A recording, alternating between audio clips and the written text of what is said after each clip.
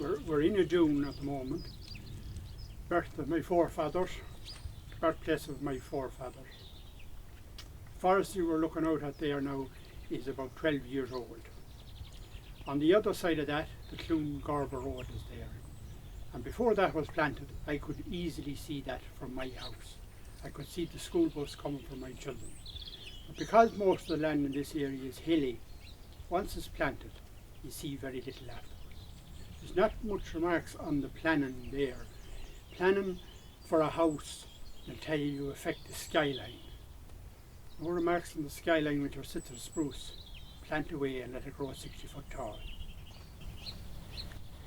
We need to see the forestry system change.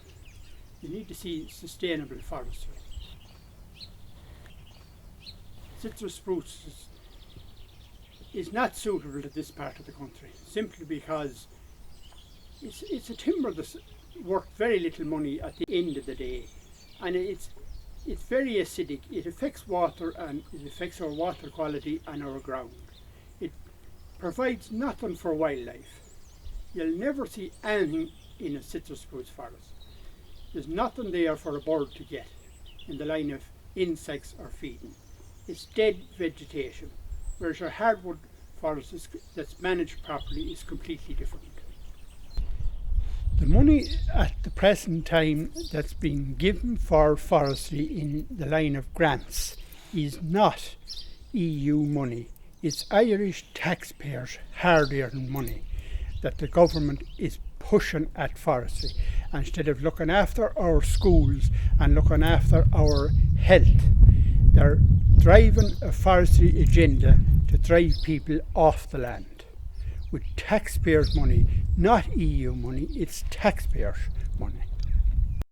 The impact it has on the area socially is that it gives you a closed-in feeling.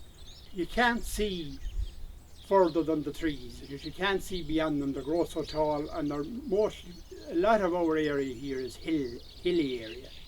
Once you plant hills, it gives that closed-in feeling. Most of the people in this area would be opposed to blanket forestation. And it's blanketed forestation I'm opposed to. No consultation with the people in the area to see what effect it has on them. They just plant it regardless.